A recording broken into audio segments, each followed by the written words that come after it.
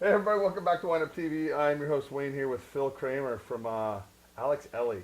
We're going to talk about his white wines, and then we're going to do a show about his red wines. The only kosher winery in Oregon. Pretty cool. When we come back, we'll tell you all those wines.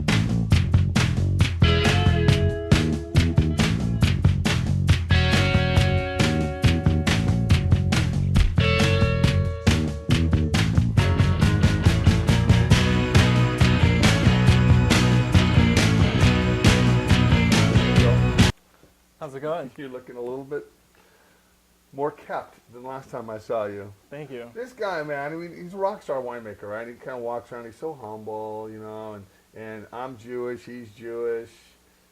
You know, he's Jewish. You're Jewish. She's Jewish. Just kidding. We're all kind of like landsmen in here. We were all probably Jews at some point. At some point, absolutely. You've been on my radar for a while, and I should have done this before Passover. But you live a busy life. I live a busy life, and but now we're going to have this at least for next Passover, which is kind of cool. And we're going to talk about that kosher wine and how much those rabbis ripped everybody off on our next show. But this one here, we're going to talk about white wine. Is that fair enough? Maybe. All right. We'll I don't see want to how get it you in goes. trouble, but you know what? I know my peeps, man. Pay me the money. Pay me the money. All right. So let's talk about your wine program. You're from Wisconsin. How many Jews Exactly. are in Wisconsin? I don't know. None I now, think right? four. You moved out, so there's probably Three. none left. Yeah. The shul that has no congregation. No, there's probably like 30 or 40,000, Yeah. something like that. Every city has. We have a pretty good Jewish population here. It's a growing problem, I know. It is a growing problem. Yeah, the haters out there. All right. So you purchased what, 60 acres? Yeah, just under 61 acres. Where's it at? About 5 miles north of Silverton. All right. 5 miles south of Molalla, kind of in the middle of nowhere. So when you were scouting out property and you were walking around this property, I mean, did the Red Sea part? Did Moshe say, "Oh, yeah, we got to have this piece of property"? No, there was this guy in his mid-70s who was swearing at us. I tell you, if he knew we were Jewish, he probably would have kicked us off the property. But no, it was just gorgeous. There's 18 acres of 3-decade-old vines at that time. Okay. An 8-acre lake, 28 acres of riparian area, beavers, blue herons, just the whole thing. All right, so you have the 60 acres. Is it in the old Amity Hills? Is it down there? No, Silverton. Well, people say the Silverton Hills. We're just really kind of a little north of that. Okay. We say the western foothills of the Cascades. Okay, there you go. So A lot of southern exposure on your property? we go from southwestern exposure to directly south, and it's anywhere between 10% grade to 12. Okay. So, and then What's the your back it elevation? gets to about 16% grade. We go from like 380 to 470, All right. something like That's that. the sweet spot right there. Yeah, So when you bought the property, how much was planted? 18 acres? yeah. Okay, and how much have you Um, replanted since you've been there, or planted? Well, I love making the white varietals. Don't get me wrong; they're actually, I think, more technical than the red wines.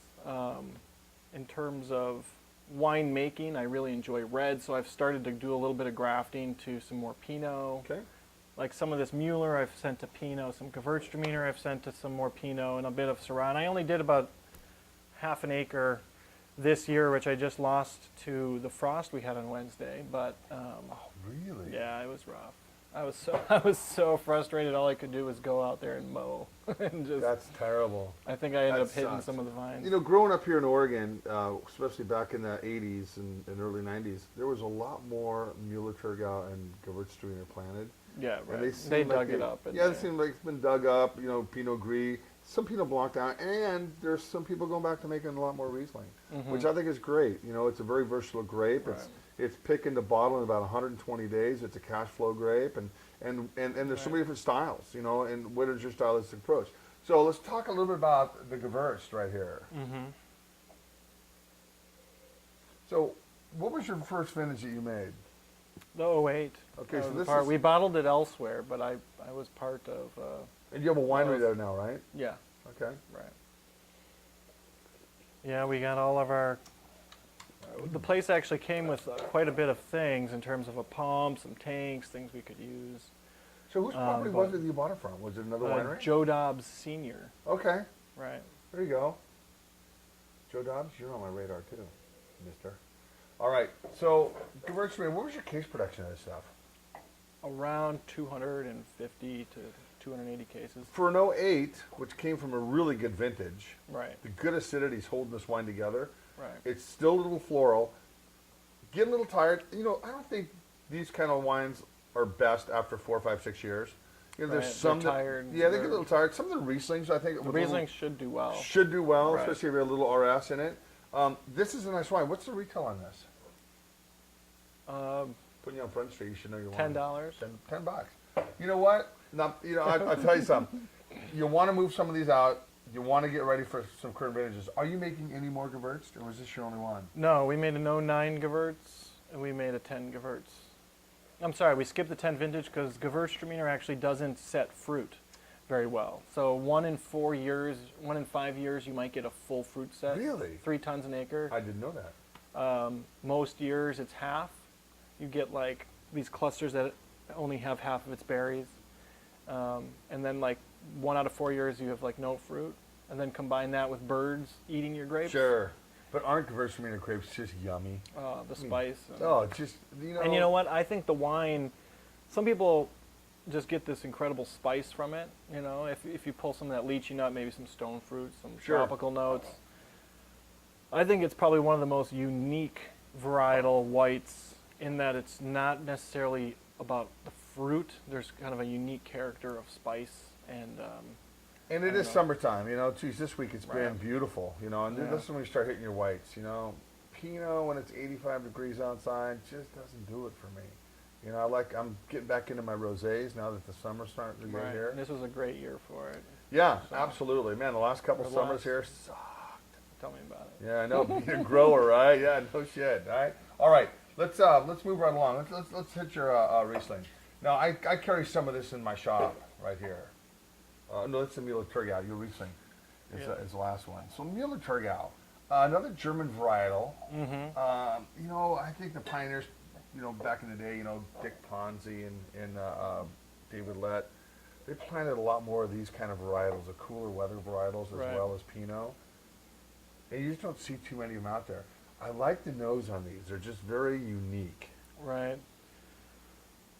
I think they're a good cross of like where Riesling gets that petrol, can kind of get that petroliness, but it also maintains some fruit and 2010 Müller-Thurgau. Retail on this, roughly $6, $6. $15. I'm sorry. You can see that in your nose. I got to look at this guy. You know, I mean, look at this guy selling. What do you sell this for in your? I don't know. winery? I sell it to them. We sell for 15 at the Okay. winery. There we go. So that'll be retail, right? Yeah. Did you like that? Well, I don't. You know, I sell some to them. Well, you know, I mean, Yeah. yeah. Sure, you sell some to me, you sell some to her. Hey, I understand. But yeah, you know, it's all good at the end of the day. Just rolled out of bed right here. I like this. I got a lot of numbers in my head. I'm bottling on Friday. Do you So- do you have a bottling line or Yeah. I have like a filler and corker, but I'm using screw caps. So. did you get that from Scholes and Associates? Mm-hmm. Good. You I know, got if- it used. if- Actually, it's an old. If you ever have any problems with it, you know, they get the tech teams that get out, they'll fix it right away. I don't know. They So- actually no. They don't work on Creveller machines.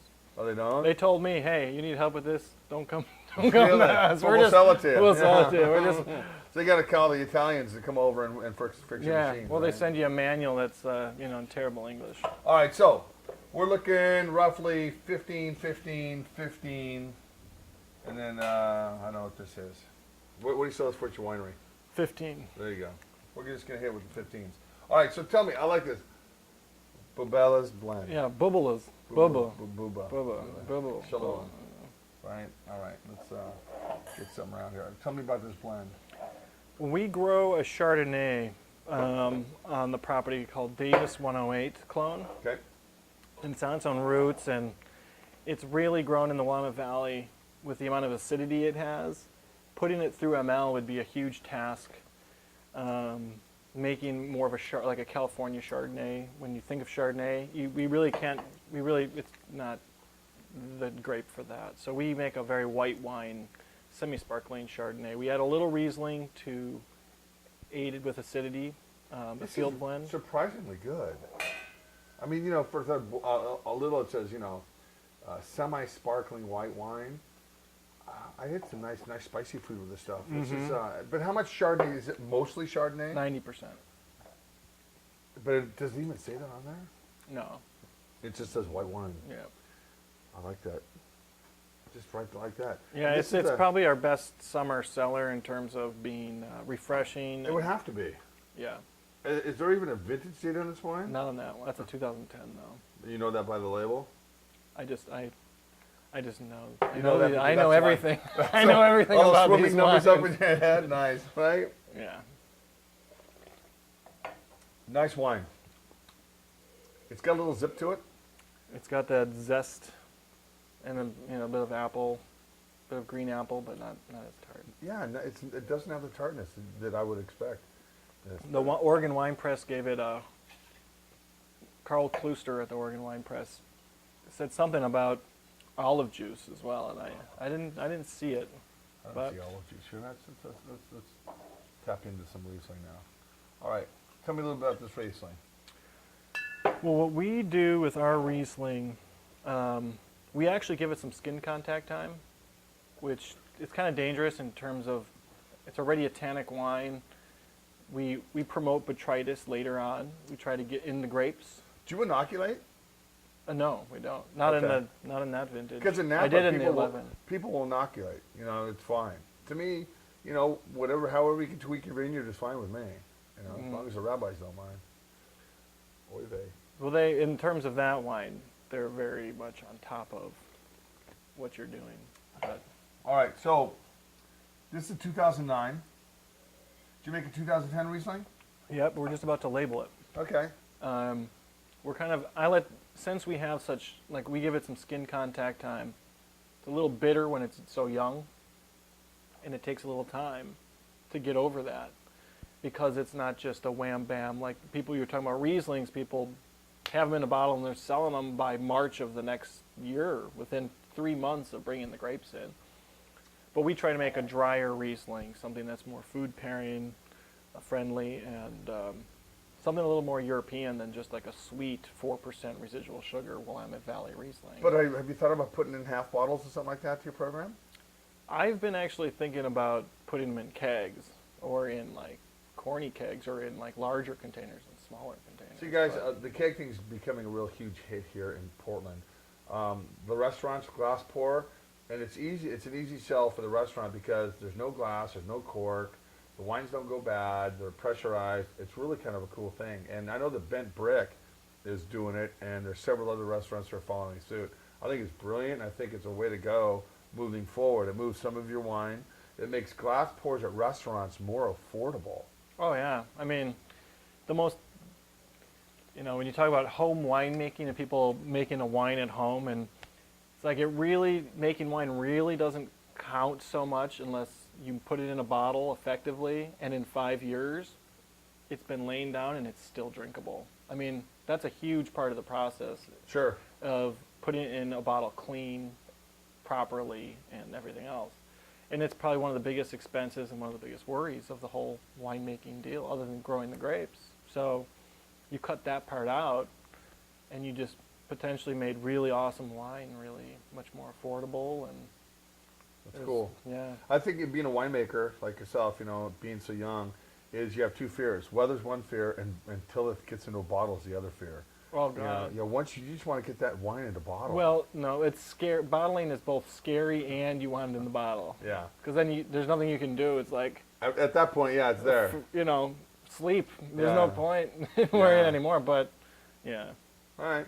Hi, guys. Well, with the all ever enthusiastic Phil Kramer, we're going to come back, and he's going to tell you about his red wines and the only kosher wine in Oregon.